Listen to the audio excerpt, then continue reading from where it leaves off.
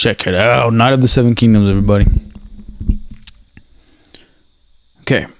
If you guys haven't watched this show, man, it is freaking awesome. Like, when I started it, I was super skeptical. I didn't enjoy the end of season 2 of House of the Dragon. And, like, the second episode of House of the Dragon really rubbed me the wrong way. Just because I thought it was way too, like, super psychological, like, damaging, and, like, I don't know how to put it, but it's, like, the portrayal of killing, like, babies and children, like, I can't deal with it, man. It's way too heavy. So the second episode, like, if I ever watch House of the Dragon again, I'm definitely going to skip it. It's the same as Game of Thrones. Like, season 2, episode 2 has always been a very dramatic episode. I hope Night of the Seven Kingdoms, when season 2 launches, we're not going to get that like shock factor of killing children and killing babies. Because on House of the Dragon and Game of Thrones, they did that season 2, episode 2. Anyways, so A Night of the Seven Kingdoms. A simple review. I did not read the book. I just watched the show. I'll tell you my experience and my review. My experience was going in, I was like, okay, let's see if this is any good. It's a basic story. I kept hearing people talk about it. I didn't really care for spoilers. I hear people talk about the books or watch videos, whatever. The first episode, I was like, all right, this is interesting. This is kind of funny. And then when the second episode started, like, I couldn't wait for the next one and then the next one. And it wasn't because they left on a cliffhanger. It always was you cared so much about the characters. You cared about each character, and I think this show, the thing it did perfectly, and it has its issues. It's not a perfect show. But what it did perfectly was set up each little character that you get to see have some screen time, other than, like, maybe a handful. You know, maybe like the princess that, you know, she's calls him an idiot, and then later on, like, says it wasn't her fault for having a crappy birthday, right? Which, if you watch it, you'll understand what I'm talking about. You know, like, characters that you're like, oh man, I don't know if I could trust this dude, or like, this seems like a cool person, whatever. Everything, the environment, everything around them, really, you understand the character of that character. And one of the best characters, which we will talk about today, is Prince Mayakor, right? Mayakar.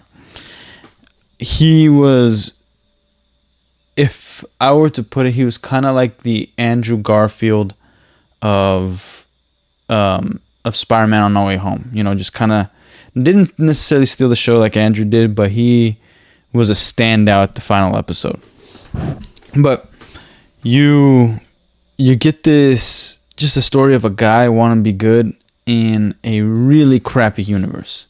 You know, you get scenes like, you know, the horse making fun of him being a sad knight, and then he's looking for a guy to, like, speak on his credibility of being a knight, right? And then they start making fun of him, and he literally just points out, I was like, you guys don't even make fun of me. Like, why do you guys gotta hurt my feelings? Like, what? I didn't do anything to you.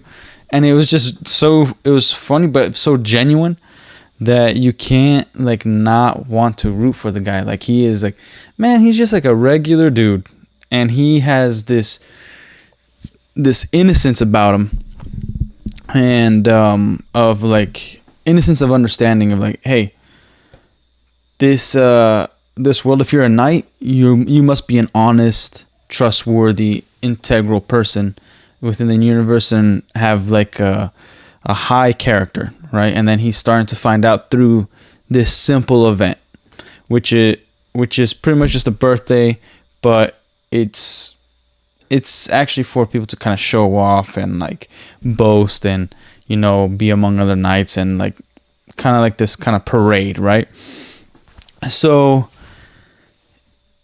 King, or the right hand, Prince Baelor, he realizes after talking to him a few times, like, this is an honest guy. Like, this is what every knight should be. That even though he doesn't say it at all, there's a moment in the series where, Duncan the Tall, Sir Duncan the Tall, he oversteps, right? He beats up one of the other prince's sons, and it is the blood of the dragon. He's royalty, so therefore he needs to be, cut his hand and foot off, or trial by combat, which then they go to the trial of the seven, which is a tradition made from 6,000 years ago. So he oversteps, hits this kid, and pretty much just points out to Prince Baelor that, hey, I'm every night, they swear to protect the innocent, and it doesn't matter. He pretty much points out in the best way that he can that it doesn't matter if you have like royalty, like if you're royalty or not. Like, the innocent is the innocent, and even royalty can go against the gods, right? So you go through the story, and then you find out that his squire has relation to the Targaryens. He's a Targaryen himself, and he wants to be good, but there's a problem with the Targaryen lineage. It isn't just about going crazy. It's also about like having everything catered to you and living the way you live. It's, it points out that in order for you to be good, you have to go through adversity. There's an episode 5. I had my troubles with that episode. I enjoyed it, and I thought it was, in retrospect, I kind of enjoy it a little bit more, because the flashback scenes of him as a kid shows him going, seeing the girl that he loves get killed, and seeing the, by the way, freaking spoilers, seeing, injustice even among nobles. But even then, he still has like more of a belief that people can be good, right? And I like it now because this show is about, in order for you to be good, you must go through adversity, regardless of like your station and your ambitions. Like, adversity comes to all, and that's when your character really comes out, is how you handle it, and who's around you to teach you how to handle that kind of adversity. And so Duncan realizes that being raised in the castle in Summerhall, like, you're not going to get the right type of adversity. Like, a knight training a prince usually is going to let the prince win and get boastful, and then everybody's going to let the prince win, when they're training among the sword, and they might gain some skill, but you cannot go full force. Like, it's these kind of things, right? And again, most of it not spoken, but implied. Overall, the series first season was phenomenal from beginning, middle to end. Like, there's not one episode where you were like, man, that episode kind of freaking sucked. Like, every episode has a unique quality to it, and they do get different. What's up, Derpy? Did you watch the Night of the Seven Kingdoms, or Nine Kingdoms? But the great thing about Night of the Seven Kingdoms is just simply that it's a wholesome story about a guy who goes through quite a bit of adversity, and he just wants to be, he has the dream of the fantasy of what a knight is. And like, that's all he wants to do, and he wants to, like, find like his place in the world. And unfortunately, there's a lot of stuff that happens that kind of dispels a lot of that. But yeah, I would say you don't have to be a big Game of Thrones guy, Derp. you just, if you want to see a story about like a regular guy kind of just wanting to be good and overcome, like the people who have it all and could pretty much end you in a moment's notice, I would highly recommend this show. And as a fantasy show in and of itself, I would recommend it. It's phenomenal. There's even comparisons of like his nobility is what many showrunners should understand, that's how you kind of write Superman. Like, I think you would enjoy it, But Prince Mayakar, when you first see him come in, Prince Baelor comes in. He is announced, and it's this grand announcement, like, welcome Prince Baelor, blah, blah, blah, blah. And then Prince Mayakar is kind of like an afterthought. Prince Mayakar shows up. He has this smug look. Clearly looks like an angry guy. And then the guy that's announcing there's like, oh, and his brother, Prince Mayakar. And he's just like, whatever. And in the beginning, it's a great setup for this character of, you think he's a douchebag. You even think that he's jealous of his brother, and you're left thinking he might be one of those guys that's going to kill his brother to be in a position to claim the throne one day. Right? That's kind of how, at least my interpretation when I saw him, like, he did seem like a concerned father, but more so controlling than like a concerned father. He just wanted to know where the kids were, out of just like, being in control type deal. Not really of like I hope he's not dead. And then the like, you get to meet Sir Duncan, and then he has he makes a comment to Sir Mayakar, and he's very bold and blunt, and he says things like, I pray that they are not found dead. And then he looks at him like, dude, what the freak? Who the hell are you to say something like that, man? Like, I wasn't thinking that till now. But yeah. So Prince Mayakar, he, as the show goes, you kind of get to see that, like, he thinks a way of his sons. Like, one of his sons, like, oh, he's a drunk, don't even believe that, like, but he's gonna change. And then the other one is obviously very, very violent and stuck up. He follows the rules, but he's just, he's just a piece of work and an egg, which he doesn't say it in the beginning, but Egg is the one that ran off with Sir Duncan. And it's his son, right? Derp, you might start doing DC Show Wednesday, but it's more positive to the DC and maybe like old TV and movie animated reviews. We'll see. Awesome, dude. I hope it's a fun show. I think very hard to do. I personally, I like talking about DC overall, the good, the bad, and the ugly. I think it's important to have discussions on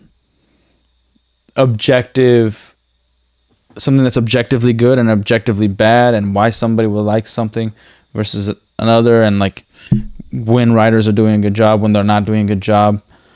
It's really hard to navigate just keeping one show, especially live. If it's live, I think it's very hard to stay positive the whole time, and same with negative, staying negative the whole time, because there's always positive and negative in almost everything. So I really hope it's like I'm not gonna give any advice. It's your show, but I'm definitely interested in how you navigate it and what you want to talk about, because I love, like, for instance, I love Smallville, and I tear it to shreds all the time. But I really, really like it. It's one of those shows that I always point out that, Lionel Luthor was made for that show, just like Harley Quinn was made for the animated series. But that one particularly, the showrunners created a new character that wasn't even in the comics, and easily became one of my favorite villain / anti-hero characters that we didn't even get in the comics, and it's pretty good. Yeah, dude, I do reactions all the time. Go ahead, man. I like doing reactions. The only problem is copyright stuff. Try to stick with YouTubers, because like the freaking Spider Noir, I got copyrighted to hell and back, so like there's no traction on that video, and I just leave it up because it's like, well, I reacted to it, so whatever. All right, Prince Maakar. So throughout, you see in the battle, like you really believe like he is mad at his kids. And you notice that this guy is a terrible father. He wants to be good. He wants to be a good dad. He has no idea how to be a good dad. Prince Maakar, I think it's one of the best shows of writing of a side character or a small character being extremely important to the main story without spending like even like just having scenes, absorbent amount of time on his character. It is really, really good writing. Like I think a lot of writers would benefit seeing how this one season made you think so many different ways of Prince Maakar, where like objectively terrible father, objectively has some pride and ego towards his bloodline, but at the end, the last episode, really solidifies his character as like, this is a man who has failed quite often. Even though he shares concern of how people will talk about him in terms of legacy, he shares more concern for his kids. He's sending off the spoiled, violent one to his, to go live somewhere else far away, and maybe he can learn some manners, and it will do good for him to stay away from the kingdom, right? And then the other one, he just wants him to stop drinking and just, be something, like even damns the gods, right? And then Egg is the last one that he really has hope for. The other ones he hopes, Egg is the one he believes in. He hopes they all grow and progress and stop being the way they are. But Egg is the young one. And there's a lot of things. Like, I'm going out of order, but Prince Maakar, dude. The conversations, the way he acts. Like, Egg. There's a scene. Egg goes in to kill his brother. Right? Because Sir Duncan the Tall has rejected to have Egg as squire, and he said that Egg is, he will only squire for you. You're the only knight he'll squire for. And then he's all angry and everything in the statements that he's making, but the acting is phenomenal. You see vulnerability a few times where he becomes vulnerable, like, will you take him? Like, he is tearing up because after the loss of his own brother, he's realizing a little bit, getting glimpses of Sir Duncan and what his brother, Prince Baelor, saw in him. And he kind of concedes the fact, like, hey, Sir Duncan would be really good. He is an example of what a knight should be. At least that's what I got from Prince Maakar, and it's really due to the acting and the dialogue, which is phenomenal. But long story short, Sir Duncan, the Tall, he rejects him, and then he has this conversation, and like the scenes, the setup is phenomenal. He has that conversation with Egg's brother that like created the lie, and the thing is, you could point to so many direction of who's to blame for everything that's happening, right? You could even blame Sir Maakar for raising crappy children and start from there. That's why this happened. Like, it was inevitable something like this was going to happen. Then you can blame, his crappy son for acting the wrong way and hurting people just because they made a play. Then you could blame the other son for lying because he didn't want to get in trouble because he couldn't find Egg, and said that some knight-looking, weird, tall dude kidnapped Egg, and he didn't even go look for him. So that was like, and then you could blame Egg for lying and then leaving. Like, that would have never happened. Stuff. Everybody could share some sort of blame depending on your perspective. So Prince Mayakor, you don't know that he's in the room watching his son, like the main terrible son, which I keep forgetting his name, but he's hurt, right? And the scene before that, Sir Duncan is talking to the one that created the lie, and he's like, "How dare you show your face here? Like, I can't believe you. Like, this whole thing is your fault." And then he's like, they are having a discussion. He mentions his brother. He wasn't always evil. You know what I mean? And then Sir Duncan's like, "Wait, Egg isn't evil. He's a good kid." And he's like, "I wasn't talking about him. Like, my other brother, he used to love fishing. He used to be a happy child, and like, he is straight up evil at this point." And then he's like, "But don't worry about Egg. We'll make a man out of him yet, or like the Summerholt will make a man out of him yet, or something like that."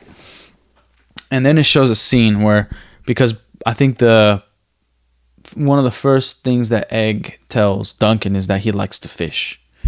And then you see a fried fish and then an egg, knife in it, and then you see the knife taken out of it. And then you see Egg with that knife sneaking into his brother's room, his chambers, to kill him. And then his dad catches him. His dad is in there. And what does his dad do? You think a giant piece of garbage would be like, "Yo, this is your brother? Like, how could you, maybe smack him, whatever." No, he just puts his hands around him. And, Egg kind of leans his head, and phenomenal acting. And pretty much without saying any words, just comforts him like, "I know how you feel. But this isn't the right thing to do." And it is, to me, shows like Mayakar understanding that like maybe like Egg is going to turn out like the rest of us. We're not, like the rest of his brothers, they're not the best. And like, he's turning out to be he's going to be one of the worst ones. He's already used to lying. Now he's already at this small age going to kill not just anybody, his own brother. Like, that's a pretty big deal. And then Sir Duncan pretty much tells him, requests a meeting again with Mayakar, and realizes that, hey, there's still time to save Egg. Like, let him be my squire, but as a hedge knight, he'll do everything a hedge knight has to go through, sleep under a tree, whatever. And Prince Mayakar refuses. And because he wants his son to live a good life, but it's because he's worried. And then he has another moment of vulnerability where he's like, "He's my last son." Like, those words are very particular. He's saying that not only is he the youngest of my kids, but he's like my last hope of having somebody good in the family. Somebody who doesn't get screwed up. And, Sir Duncan the Tall knows that at Summerholt, he can't do anything. Summerholt is going to, the Red Keep, whatever it is, it's going to ruin his life. And so then the final scene, one of the final scenes is Egg saying like, "Oh, my father told me that I can be your squire." And then they go off, and it's their journey, and I'm not doing it justice, just saying they go off. And then the final scene with Prince Mayakar, you get to see him like, "Where the F is my son Egg?" Like kind of yelling around, looking at everybody, and it's like, "Where's Egg?" Regardless, I am really invested in Prince Mayakar. I want to see what he does in season 2, what he is going to, how he's going to navigate things. And there's a couple of theories. I think it doesn't make sense for Egg to lie. Okay? I don't think it makes sense for him to lie and to go off with Sir Duncan the Tall, because then Prince Mayakar, his father, will just hunt them down, and he's gonna have to make an example of Sir Duncan, like, you kidnapped my kid, and kill him. The other way is like, he could start showing like being more merciful guy, change for political reasons, change his the way people view him or something, and like kind of shows mercy on this night. That's the second way, but regardless, it requires hunting down. The third way could be that he's making a show of it, or that he actually did lie, which I'm not a favor of the whole lying part. And then they're like, I think I saw him go off with the hedge knight, but I wasn't, like, I didn't say anything because I'm just like a regular knight or something. And then he's like, you know what? He made his choice. Leave him. Like, should we go hunt him? Like, no, leave him be. And again, I think it would be better if it wasn't a lie, where he's just like, all right, I need to show appearances or keep up appearances so that people don't think that like I allowed this to happen, because there could be other repercussions. I think the best way to do it is like he's somehow protecting his son, but at the same time he's not letting anybody know that he let his son go with the hedge knight, travel the realm. So I think that would probably be the best case scenario, because it won't make sense for him to lie. Like, and apparently from what I hear, the books, he does not, like, he actually does give permission for Egg to go with Sir Duncan the Tall. Now, regardless what season 2 happens, and I'll explain my concerns for season 2. So I forgot if we backtrack to Game of Thrones, King Joffrey, little prick, points out that Sir Duncan the Tall has 4 pages in the book of like all the good deeds that the knights have done.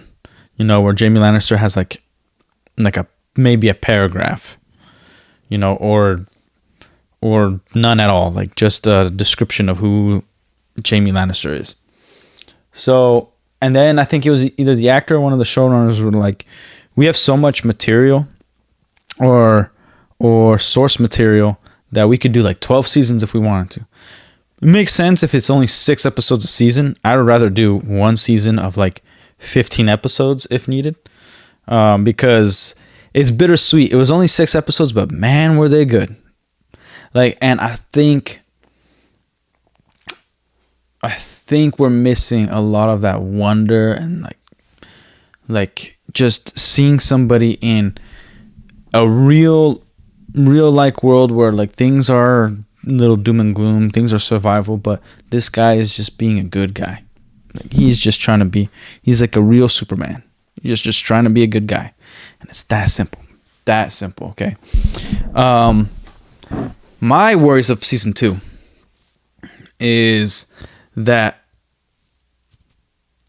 HBO tends to do this. They stopped listening to George R.R. Martin, right? And that's one of the reasons why we kind of had like a crappier season 2 for House of the Dragon. But it's not a show I've written off yet. I just need the servant chick to die in House of the Dragon like immediately, and then automatically it's already better than season 2. But I digress. The big problem is that they'll stop listening to George and they'll go off and do their own thing, and then they're very reactionary to who, like, I think the Joker is probably one of the better examples where like the first movie was really, really good, stuck to its own story, made it very serious, made it very realistic. I'm not talking about like comparing to the comic books or being a good adaptation. Don't know. I don't even know if A Night of the Seven Kingdoms is a good adaptation. I know in and of itself it's a good show. And the first Joker movie was a good movie. Part of it, if people don't remember this, but if I could like remind you guys a little bit, many movie theaters had like police officers, some even had SWAT, like they had metal detectors because they thought that incels and like these people with guns and like everybody that was masculine or right wing or whatever was going to watch this movie and then want to kill people. You know, that was the big thing.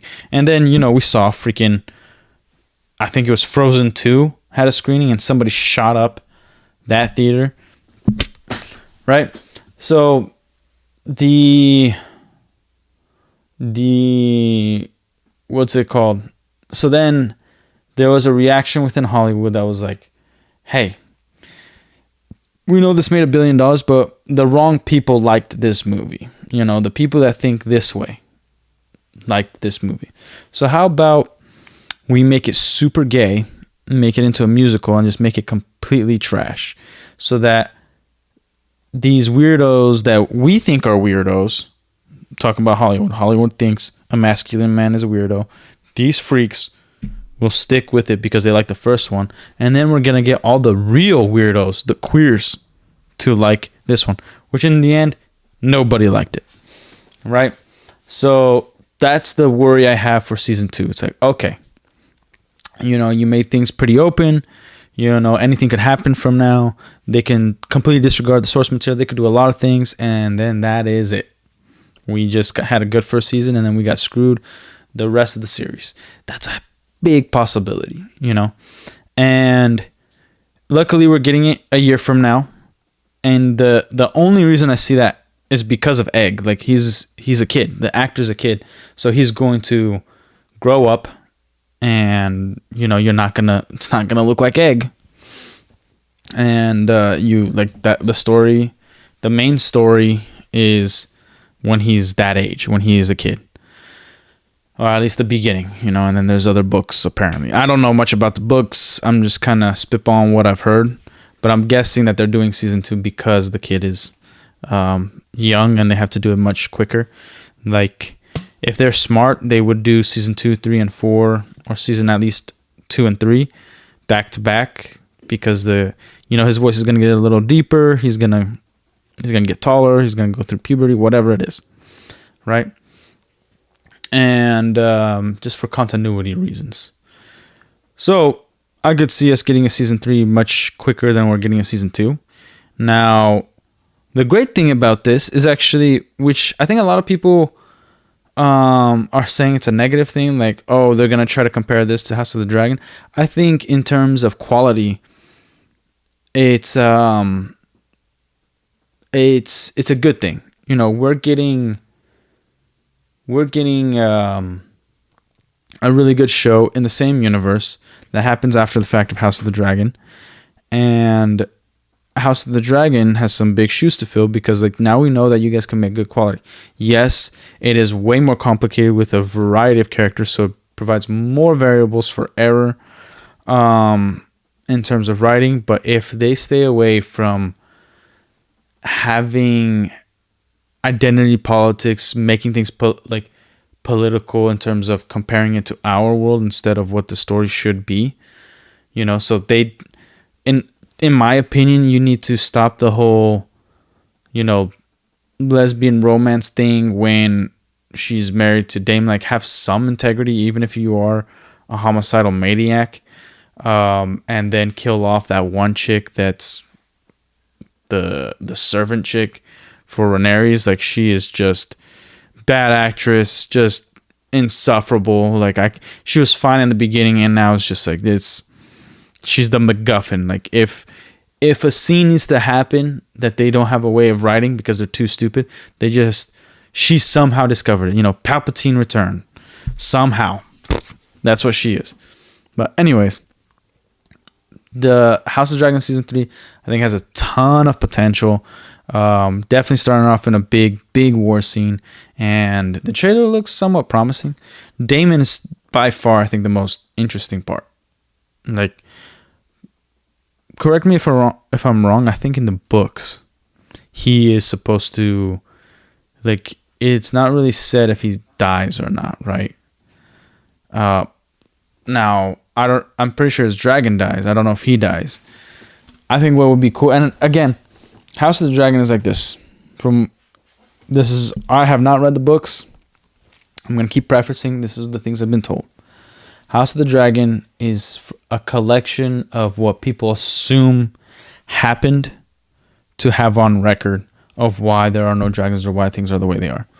What I would think would be super cool would be if Daemon, like everything was lost and him and his dragon survived and he just went super, super far away.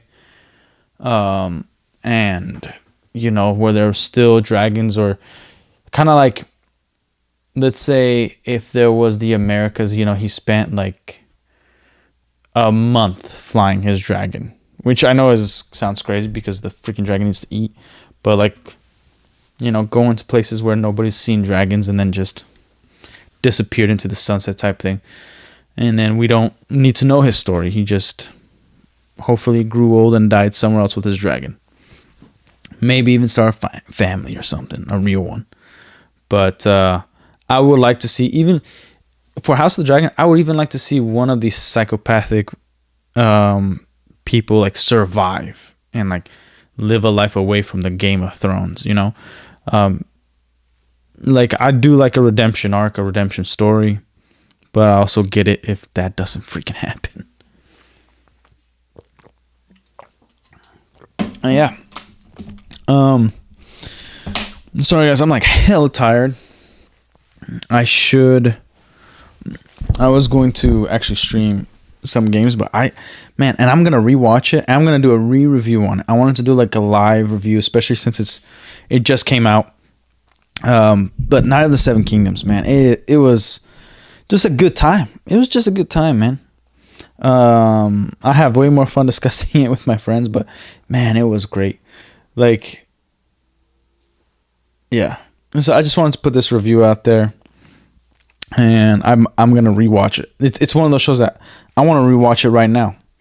And unfortunately for me, I found out last night after I watched it that was the last episode. It's a great ending. It's here's the thing: the episode isn't like the finale of the season isn't like other finales, or the most common finale where it's like grandiose, big spectacle, things are happening. It's just really like conversations and just an enjoyable time. It's very mellow. It's very much relaxed, and you kind of get to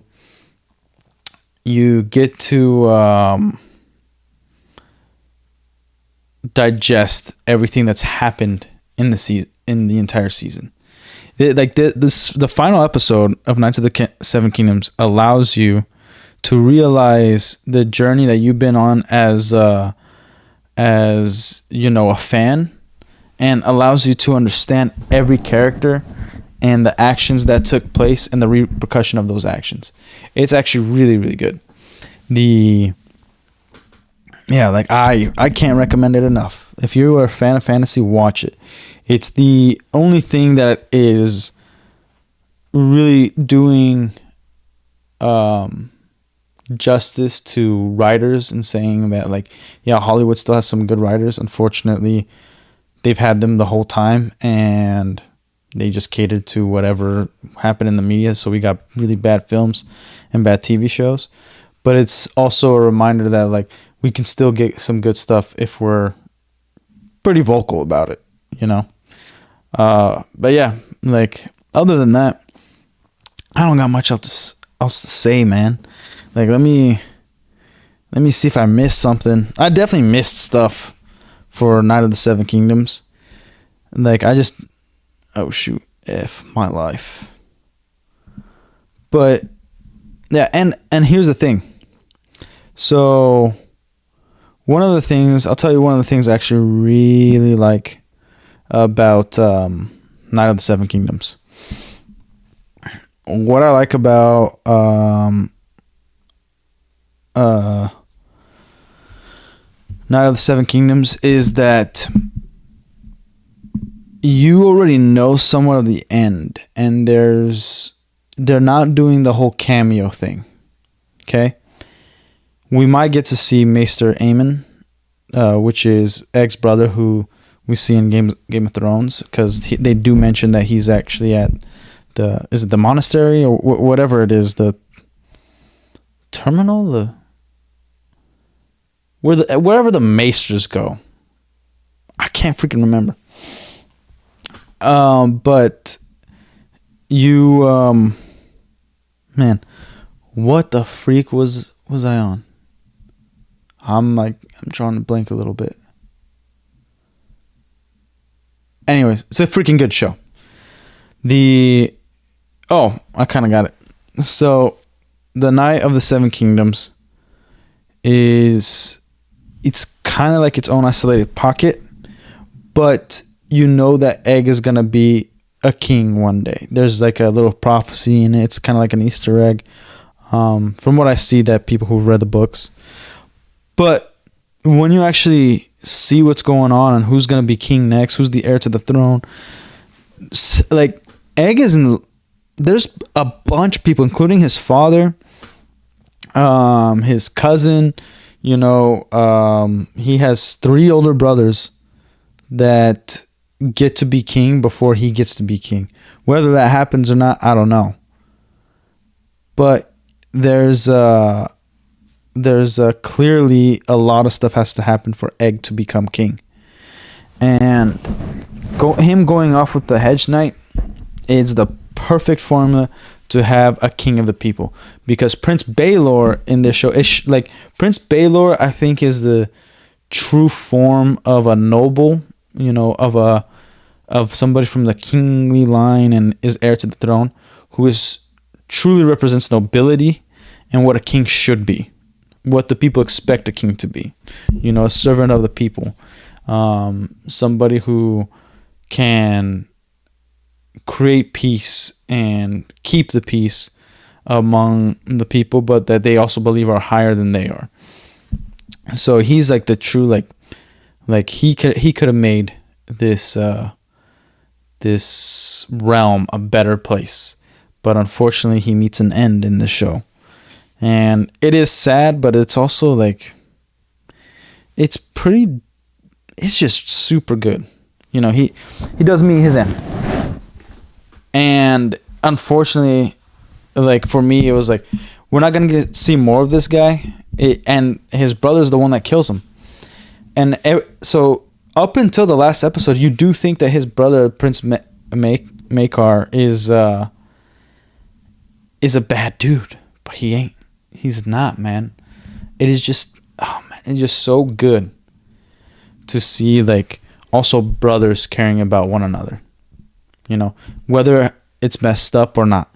And also pointing out the fact that brothers do hate each other.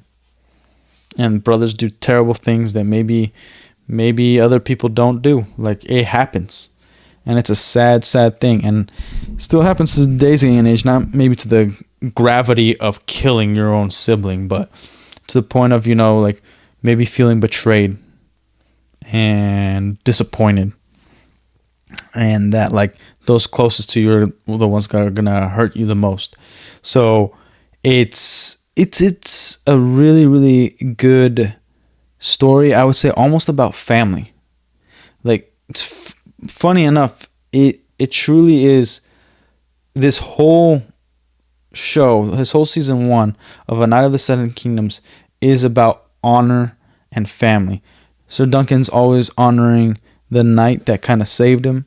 You get to see the love he has for him is loving a father, because he didn't have parents, at least from what we know, based off this show alone.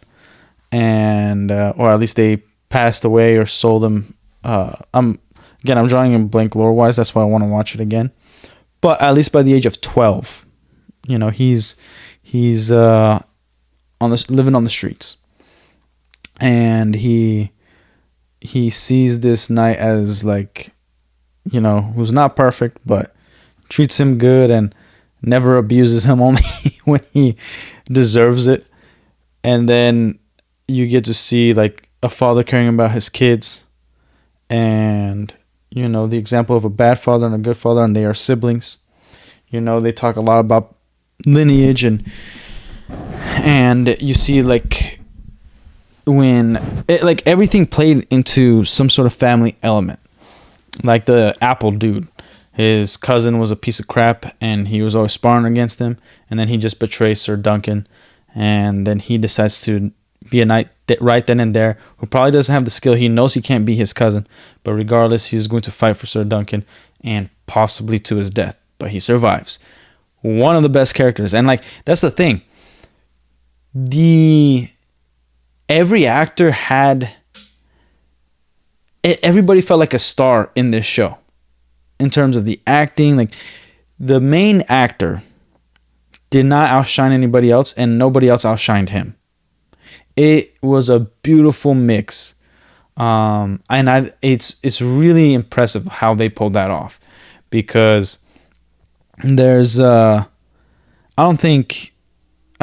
can't remember. The only bad acting in a way was one of the whores, but other than that, like, even they seemed like, on equal ground with the main actor when they were on screen. Everybody on screen had their place. You know what I mean? Like, it just flowed super, super nice. And I don't see it. What's up? Oh, thanks, Silvio. You following me, dude? Sweet. But I don't see like another show topping this one, at least this year, because not only did the actors give great performances, but they just all felt super real. Like, as soon as you saw them, like, for 30 seconds, you kind of already felt like you knew them, man. It was pretty freaking awesome. And I don't know how to, I really don't know how much more I can tell you how great this freaking show is. Like, it is just, man, I loved this damn show. And when I rewatch it, because I will rewatch it, I'll get my head a little bit straight and I'll do a solid review. I might even do an actual video about it. But yeah, it is. Man, I loved it so damn much. Man, I don't know. What are your guys' thoughts? Let me get some orange juice.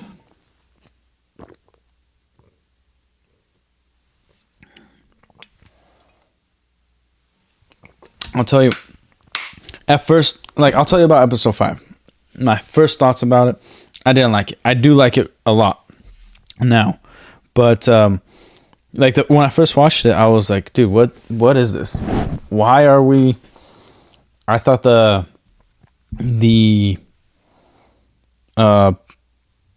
what's it called when they do, when they show, the past? It's a flashback. That's it. Flashback. When they did the flashbacks, I didn't think it really matched it. I thought it was I still don't think in isolation of that episode it matches it, but after seeing episode 6, it flows well. So there's sometimes an episode in isolation has its issues, but when you connect the entire season as a whole and watch it somewhat like a movie, like a really long movie, then it actually flows quite nicely. Because then you get to understand, why he's acting a certain way, which characters have really made an impact in his life, which didn't, and which one have an impact on society in and of itself. And it's a really isolated story. This isn't a story of they did something to the realm and now there's going to be a war. There's hints of it. There's definitely going to be a war. I think it can be a grandiose Game of Thrones show in the future, but not so much as in all these characters that we have to follow. It's going to be very much his perspective, but we might see some great battles and him at the Red Keep and whatnot. But like I said, I digress a little bit. I can't talk about how great the show is enough. Like, I freaking, man, like I made some points here. Let me check on my notes. Let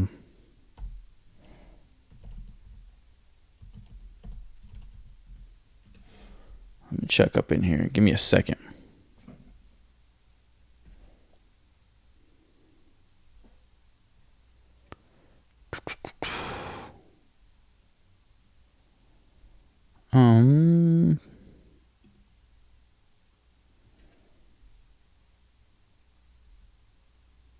I think, dude, why is this not freaking loading, dude?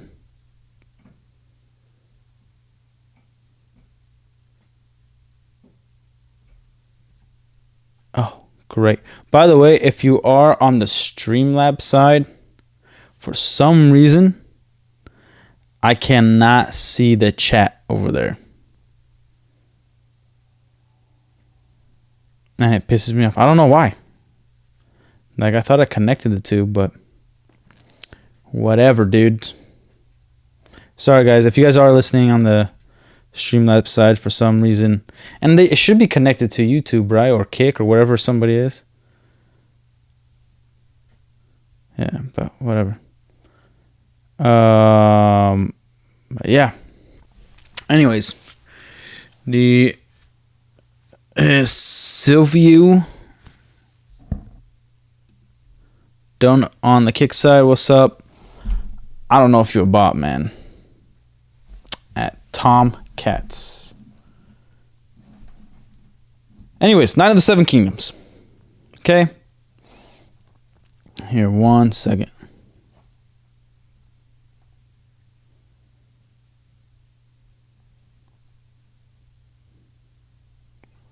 Some definitely technical difficulties.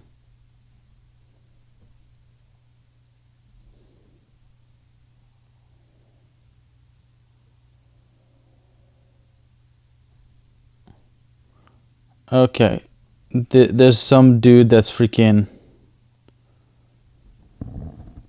botting everybody. Whatever. Freaking loser. Back to my little review. So, Night of the Seven Kingdoms. I think, 6 episodes. The first episode is like 45 minutes long. All the other episodes are 30 minutes. So, it would be like Avengers Doomsday, like 3 hours. It's a movie, actually. Honestly, you could cut it like a movie. Like kind of how they did. If you guys watched the Norsemen, where they would kind of do chapters where the movie, I think it was split into like 5 parts. Not split, but like you have a storyline and then it's like chapter 1 type deal. Like screen goes black and it's like this. I think if you were to put it all together, you can watch it like a movie. Let's see. 1 hour. 2 hours, so that's 4 episodes, 2 hours and a half. So it's like 3 hours and 10 minutes, 3 hours and 20 minutes maybe, of a season of the whole show. So that seems like, man, yeah, you could watch it in one sitting, watch it as a movie. Now, look, here's one of my problems with the show. I don't think we need to see that much dick or tits. Like, I don't think we need to see that kind of nudity. It didn't really add to the story. I don't know which episode it was, but like the Sir Arlen, the knight that trained Sir Duncan, just like giant white schlong just right in your face, comes out of the tent and just naked old dude, and it was freaking annoying. And yeah, this like, why? Like, here, this other, like, it could have still had the violence. The only thing that could have made this show perfect would be to cut back on that nudity. Even with the cussing, it's like, when my kids are teenagers, I would love to show them this show. I would never show them this show because of the nudity. and I think it would have separated itself a little bit more from House of Dragon and Game of Thrones by removing that nudity. And, you know, you could call me a prude all you want. I just didn't think any of the nudity was necessary. It wasn't even funny. It just was there. And, like, you can make the argument that Game of Thrones, it was needed or whatever, but I just, I don't think that's true. But anyways, my overall thoughts on it, I think I'd give the rating like a good 8.5, maybe a 9. Maybe a 9 out of 10. The music, kind of wacky though. Didn't understand why the music was like, there was like a jazz music. It was weird, man. There was, here, I'll speak some good about the music. They did some things to kind of, you know, crap on Game of Thrones. And they did some things to make it, you know, a little bit more quirky and funny. But then they used the actual Game of Thrones music. And I've said this in the past, I think every show, every property should have its own identity, and then music is the way to do it. Like, almost every Batman soundtrack, I don't think there's been one bad Batman soundtrack. Even with The Batman, which is a movie I freaking despise, the soundtrack is freaking phenomenal. But every show so far has the Game of Thrones music, and it's like the main theme. The Hedge Knight doesn't really have an intro though. Man, I didn't even think about that. But anyways, there is one thing that it was definitely for the character, but every fan, because George R. R. Martin is a piece of fat garbage that doesn't understand, has the same understanding that Hollywood has, which they don't understand the fans. The fans made you. We spent our money, and that's why you're rich. So you owe it to the fans to finish your story. And then the line that they say, like, a knight always finishes his story. I definitely do not think that the showrunners had the intention of putting a jab into George R. R. Martin, but it's going to play that way for sure. Because, you know, we got the reason we got the season 8 of Game of Thrones, and I would say season 7 too, was a lot of unfinished work, mainly, you know, the ending of Game of Thrones. It's unfinished, and he's had COVID. He has had every reason to finish it, and he's only come up with his excuses. And then he flat out said that he just doesn't want to do it. I think it's for political reasons. I think it's gonna be too much for, you know, the retards that you see on the internet with dyed hair and all that. You know, it's not gonna be very friendly to anybody, because it is going to be gruesome. There's probably going to be a whole ton of rape and incest because he's into that kind of stuff. So that's George R. R. Martin for you. He's a freak.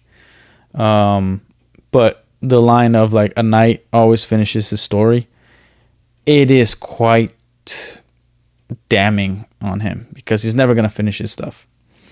I think he's finished, you know, the Duncan and Egg story, but you could take a lot of creative liberties, which they've already have in this season, from as far as I know, you know, with the Prince Mayakar, the way they did it. Now, they leave a lot of things up to interpretation. We'll see when season 2 comes out.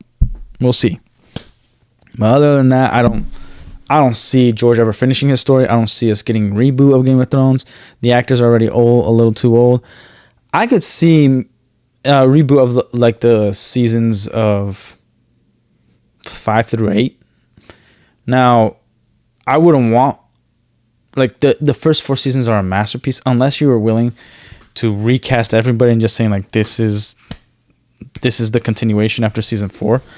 It would be a hard pill to swallow, but I think a lot of people, it would be like, it would go down in history as one of the craziest thing to happen in the modern world of history and media and cinema.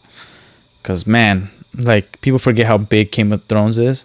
And it can't reach those levels even with House of the Dragon and Night of the Seven Kingdoms, just because of the past. Just because of Game of Thrones, and we know the ending. Even if, like, let's say House of the Dragon and this show is a masterpiece, people were burned way too hard for Game of Thrones. That you'd have to bring back that whole fan base and bring a whole new fan base. And I think that's going to be damn near impossible. But yeah, guys, that's all I got for you guys today. You know, like and subscribe as always. And that was my simple, semi-retarded review, because I'm not completely cognitive right now. I'm super tired. I'm exhausted. And I'm just trying to keep it together. But hell yeah. I don't really have much else I want to talk about right now. I'll probably talk tomorrow. I will have a stream, and I'll have a better plan. But I was just itching to just tell you guys how much I love this show. You know, regardless of the freaking giant wieners in your face. But hell yeah. Peace out, guys. Like and subscribe.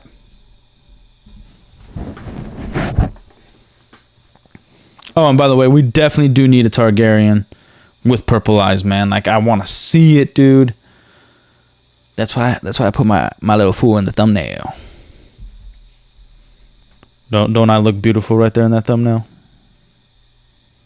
Hell yeah, I do.